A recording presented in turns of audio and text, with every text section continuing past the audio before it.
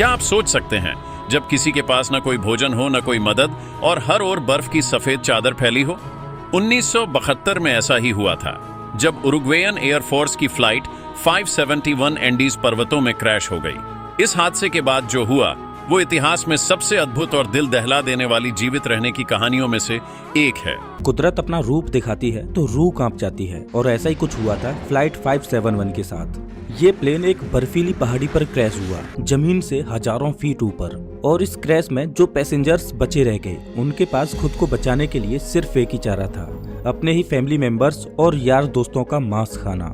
Flight 571 की कहानी, चाहे इसे आप दुनिया का सबसे बड़ा चमत्कार कहो या मानव इतिहास की सबसे बड़ी क्रूरता, लेकिन इस कहानी को सुनकर आपकी रूह कांप जाएगी। ये दिल दहला देने वाली कहानी शुरू होती है 12 अक्टूबर 1972 को। साउथ अमेरिका के यूरुग्वाई देश से एक चार्टर्ड प्लेन उड़ान भरता है, जिसको चिली देश की राजधानी सैंटियागो में पहुंचना है। इस प्लेन में बैठे हैं रग्बी प्लेयर्स, और उनका मैच देखने जा रहे हैं उनके फैमिली मेंबर्स, उनके रिलेटिव्स और उनके यार दोस्त। इस प्लेन में टोटल 45 पैसेंजर्स हैं, जिनमें 9 क्रू मेंबर्स हैं।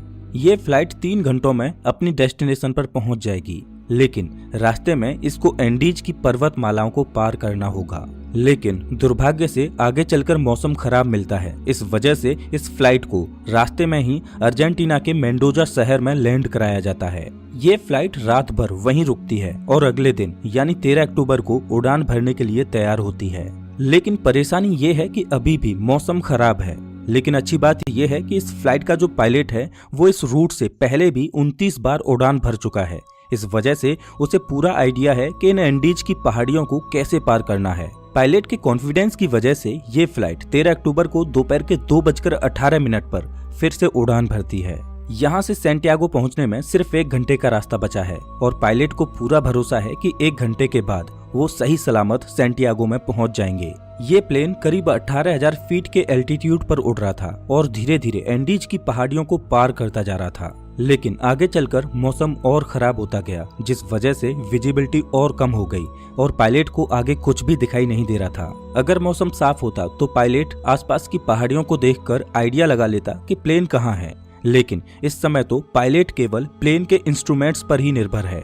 अब क्योंकि पायलट को पता था कि वो 1 घंटे में सैंटियागो पहुंच जाएंगे, इसीलिए वो अपनी लोकेशन का रफ आकलन करता रहा, और 1 घंटे के बाद जब उसे लगा कि उसने एंडीज की पहाड़ियों को पार कर लिया है, तो उसने सैंटियागो एयरपोर्ट पर एटीसी से प्लेन को लैंड कराने की अनुमति मांगी। एटीसी ने पूछा कि क्या आपने एंडीज की पहाड़ियों को पार कर लिया है?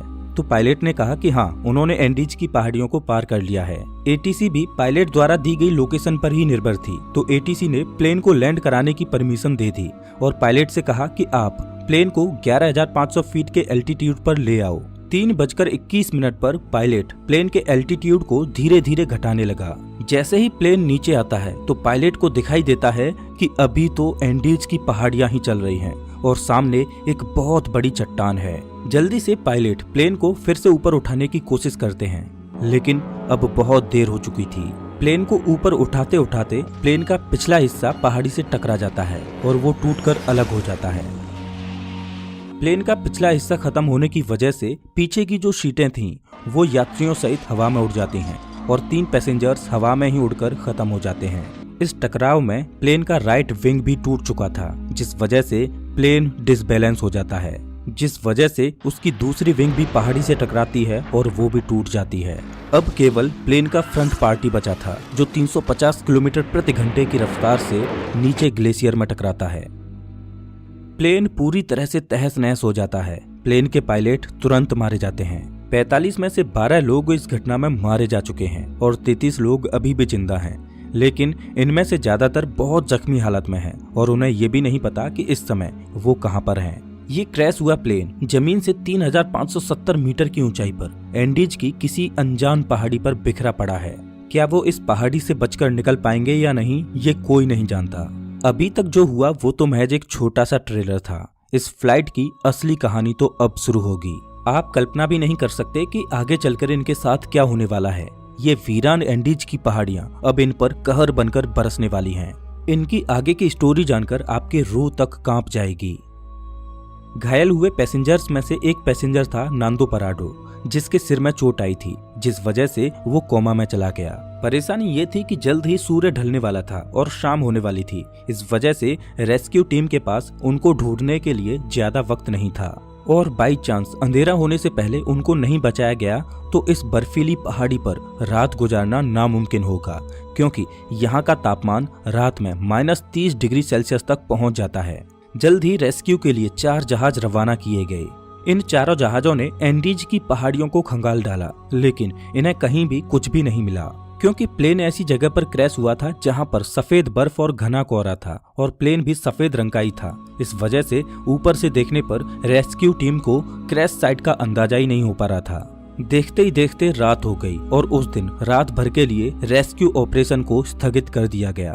बचे हुए पैसेंजर्स को उम्मीद थी कि वो कैसे भी करके सिर्फ आज की रात काट लें, कल तो उन्हें कोई न कोई बचा ही लेगा। और उन्होंने क्रैश पड़े प्लेन में शेल्टर बनाया और रात गुजारी। ये रात इनके लिए बहुत भयानक थी, क्योंकि आज की रात इन्हें -30 डिग्री सेल्सियस में गुजारनी है। लेकिन इनके पास एक उम्मीद है कि कल इन्हें कोई न कोई ढूंढ लेगा और बचा लेगा। इस उम्मीद में ये इस रात को कैसे भी करके काट लेते हैं। लेकिन 5 लोग इस रात को नहीं झेल पाते और अब जिंदा बचे हुए लोगों की संख्या 33 से घटकर 28 रह जाती है। अगले दिन की सुबह 14 अक्टूबर को सर्च ऑपरेशन फिर से चालू किया जाता है और 11 जहाज इन्हें ढूंढने के लिए उड़ान भरते हैं। लेकिन परेशानी वही थी कि क्रैश हुआ प्लेन सफेद रंग की वजह से बर्फीली पहाड़ियों में नजर ही नहीं आ रहा था। बचाव दल के जहाज सर्वाइवर्स के ऊपर से उड़कर जा रहे थे, लेकिन उन्हें वो नीचे नजर ही नहीं आ रहे थे। इस वजह से सर्वाइवर्स ने बचाव दल को सिग्नल देने के लिए प्लेन के ऊपर लिपस्टिक से SOS लिखने की कोशिश की, लेकिन उन्हें रियलाइज हुआ कि इतना बड़ा SOS लिखने के लिए लिपस्टिक काफी नहीं थी। इस वजह से उन्होंने अपने सूटकेसेज से बर्फ पर एक बड़ा सा क्रॉस बना दिया ताकि वो आसमान से बचाव दल को साफ साफ दिखाई दे सके। उस दिन इनके ऊपर से 3 हवाई जहाज निकल कर गए, लेकिन अफसोस कि किसी ने भी इनको नोटिस नहीं किया और ये दिन भी गुजर जाता है। अगला दिन यानी 15 अक्टूबर, उस दिन भी कुछ ऐसा ही हाल रहता है, लेकिन बचाव दल इन्हें ढूंढने में असमर्थ रहता है। अब इन सर्वाइवर्स को समझ आ चुका था कि ये बहुत बुरे फंस चुके हैं। मदद कब तक आएगी ये कहा नहीं जा सकता। इस वजह से वो प्लेन में मौजूद चीजों से सर्वाइवल की तकनीक बनाने लगे। धूप में बर्फ को पिघलाकर वो बूंद बूंद करके पानी की व्यवस्था तो कर ले रहे थे, लेकिन खाने के लिए उनके पास ज्यादा कोई ऑप्शन नहीं थे। क्रैश के 3 दिन बाद यानी 16 अक्टूबर को नांदो पराडो कोमा से जाग उठता है और जैसे ही उसे होश आता है तो उसे पता चलता है कि इस क्रैश में उसकी मां खत्म हो चुकी है और उसकी 19 साल की बहन गंभीर रूप से घायल है। दिन प्रतिदिन गुजरता जा रहा है, मदद मिल नहीं पा रही। प्लेन में जो खाना था वो भी खत्म हो चुका है। सूरज की रोशनी बर्फ से रिफ्लेक्ट होकर इनकी आंखों को डैमेज कर रही है। भूख, प्यास और असहनीय ठंडी को सहते सहते अब इन्हें इस पहाड़ी पर 8 दिन गुजर चुके थे। रेस्क्यू प्लेन आते और इनके ऊपर से निकल जाते। क्रैश के 8 दिन बाद नांदो पराडो की बहन भी जीवन की लड़ाई को हार जाती है और अपना दम तोड़ देती है। और उधर 8 दिनों के बाद सर्च अभियान को रोक दिया जाता है, क्योंकि अक्टूबर के महीने में वहां पर बहुत ज्यादा बर्फ पड़ती है। इस वजह से सर्च अभियान को 2 महीनों के लिए स्थगित कर दिया जाता है। ऑफिशियल्स को ये लगा कि इन 8 दिनों में सारे यात्री मारे जा चुके होंगे। इस वजह से उनकी मुर्दा बॉडीज को 2 महीने के बाद खोजकर उनके घर वालों को भिजवा दिया जाएगा। इधर सर्वाइवर्स को प्लेन के एक रेडियो मिला। जब सर्वाइवर्स ने रेडियो को ऑन किया तो उसमें उन्हीं की न्यूज ब्रॉडकास्ट हो रही थी कि फ्लाइट 571 के सर्च ऑपरेशन को अब बंद कर दिया गया है। इस न्यूज ने सर्वाइवर्स के होश उड़ा दिए। अभी तक तो उनको अपने खोजे जाने की एक उम्मीद थी, लेकिन वो अब रेडियो पर अपने ही मरने की खबर सुन रहे थे। अपने खोजे जाने की एक उम्मीद की किरण थी, वो भी टूट चुकी है। अब उनको पता है कि यहाँ पर मौत निश्चित है। अब या तो परिस्थितियों को अपने ऊपर हावी होने दो या उनका डटकर सामना करो। उन्होंने प्लेन की सीटों को फाड़कर उसकी रुई को अपने कपड़ों में भरकर ठंड से बचने की कोशिश की। सीट कवर्स को पैरों में लपेटकर बर्फ में चलने के लिए जूते बनाए। सबसे बड़ी दिक्कत खाने की थी। अब जिंदा रहने के लिए इनके पास सिर्फ एक ही ऑप्शन था, वो करना जो इतिहास में कभी भी किसी ने नहीं किया, जिसके बारे में सोचकर ही रूह कांप जाए।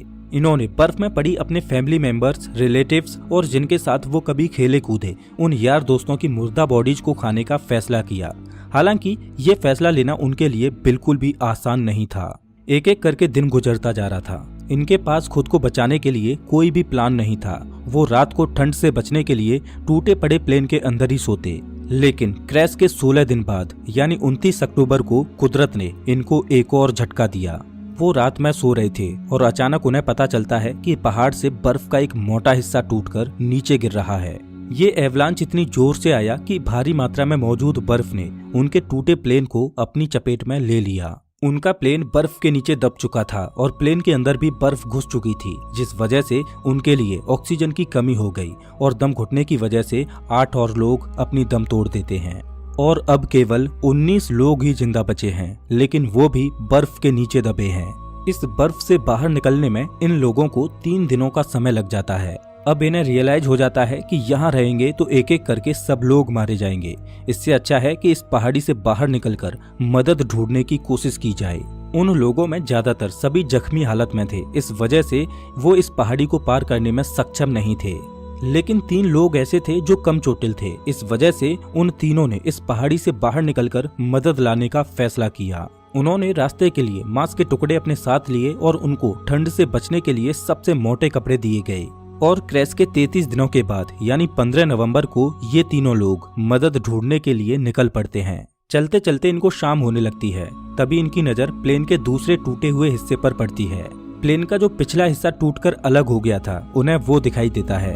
जब वो उस मलबे के पास जाते हैं तो उन्हें उसमें खाने के लिए बहुत कुछ मिलता है। आज की रात उन्होंने इसी में गुजारने का फैसला किया।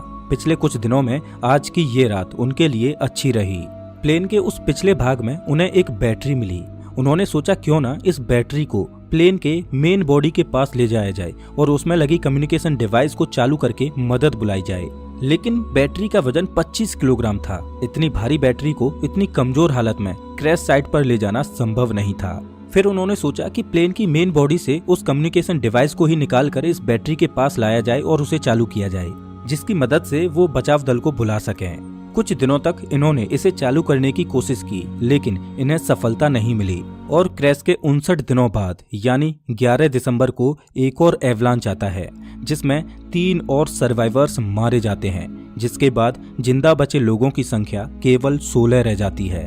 और अब ये तीनों नौजवान कैनेसा, पराडो और विजिंटेन बिना किसी गियर के ग्लेशियर पर चढ़ाई करने के लिए निकल पड़ते हैं। ये तीनों पश्चिम दिशा की ओर चलते चले जाते हैं, लेकिन ये बिल्कुल भी नहीं जानते कि जिस दिशा में ये जा रहे हैं उसमें कोई इंसानी बस्ती इन्हें मिल पाएगी या नहीं। उनको बस ये लग रहा था कि उनको इस सामने वाली पहाड़ी को पार करना है और उन्हें मदद मिल जाएगी, और उन्हें उम्मीद थी कि वो 3 दिनों में इस पहाड़ी को पार कर लेंगे। इसीलिए उन्होंने अपने साथ में सिर्फ 3 दिनों के लिए ही मीट की सप्लाई रखी। इन्होंने धागे से सिलकर एक स्लीपिंग बैग बनाया था, तो ये दिन भर बिना किसी गियर के पहाड़ पर चढ़ते और रात में एक ही स्लीपिंग बैग में तीनों चिपक कर सोते। खुले में बिना किसी सुविधा के -30 डिग्री सेल्सियस में रात गुजारना कोई आसान बात नहीं थी। चलते चलते इन्हें चौथे दिन की सुबह हो चुकी थी, लेकिन अच्छी बात ये थी कि वो अब उस पहाड़ी की चोटी पर पहुंच चुके थे। जैसे ही ये पहाड़ की चोटी पर पहुंचे तो इनके पैरों तले जमीन निकल गई, क्योंकि पहाड़ पर चढ़कर इन्हें पता चला कि वो इतने दिनों से जिस दिशा में चल रहे थे वो गलत दिशा थी। आगे रास्ता खत्म ही नहीं होता। अब क्योंकि उनके पास खाने की सप्लाई बहुत कम थी, इस वजह से उन्होंने फैसला किया कि उनमें से एक बंदा क्रैश साइट पर वापस चला जाएगा और 2 लोग आगे जाएंगे। इस वजह से विजिंटन वापस लौट जाता है और पराडो और कनेसा आगे बढ़ते रहते हैं। उस पहाड़ की चोटी पर चढ़ने के बाद इनको सही रास्ते का अनुमान हो जाता है और ये दोनों कई दिनों तक आगे बढ़ते रहते हैं और कुछ दिनों के बाद इन्हें नदी की एक छोटी सी धारा मिलती है। वो उस धारा के साथ साथ नीचे चलते रहते हैं और लगातार 9 दिनों तक चलने के बाद 20 दिसंबर को नदी के दूसरे किनारे पर इन्हें 3 लोग दिखाई देते हैं। ये चलते चलते बहुत थक चुके थे। पिछले 9 दिनों में इन्होंने पहाड़ पर 61 किलोमीटर की हाइकिंग की थी और अब मंजिल इनके सामने थी। इन्होंने उनसे मदद की गुहार लगाई, लेकिन वो लोग टुमारो बोलकर चले गए। उस दिन उन्हें कोई मदद नहीं मिल पाई, लेकिन अगले ही दिन वो विलेजर फिर से वापस आया और एक पत्थर में कागज और पेन लपेटकर नदी के दूसरे किनारे पर फेंका। नांदो पराडो ने पेन और कागज को उठाकर जो भी घटना घटी थी उसके बारे में सब कुछ लिख दिया। जब उस विलेजर ने उस पेपर को पढ़ा तो वो सब कुछ समझ गया, क्योंकि उसे पता था कि इन पहाड़ियों में कुछ दिन पहले प्लेन क्रैश हुआ था और उस एरिया में भी पूछताछ के लिए लोग आए थे। लेकिन वो हैरान था कि ये लोग अभी तक जिंदा कैसे बचे हैं। वो विलेजर जल्द से जल्द शहर गया और आर्मी कमांड के साथ इस इन्फॉर्मेशन को साझा किया और जल्द ही चिली की एयरफोर्स इन्हें रेस्क्यू करने के लिए पहुंचती है। आर्मी ऑफिसर्स पराडो और कनेसा को हेलीकॉप्टर में बिठाकर क्रैश साइट पर पहुंचते हैं और 22 दिसंबर 1972 को क्रैश के 70 दिनों के बाद बचे हुए सर्वाइवर्स को रेस्क्यू किया जाता है। इन लोगों की हालत बहुत ज्यादा खराब थी। इस क्रैश के बाद टोटल 16 लोग ही सरवाइव कर पाते हैं। इनकी ये कहानी सच में दिल दहला देने वाली कहानी थी। लेकिन इससे भी खतरनाक सर्वाइवल की कहानी है एक ऐसे व्यक्ति की जो 438 दिनों तक गहरे समुद्र में फंसा रहा।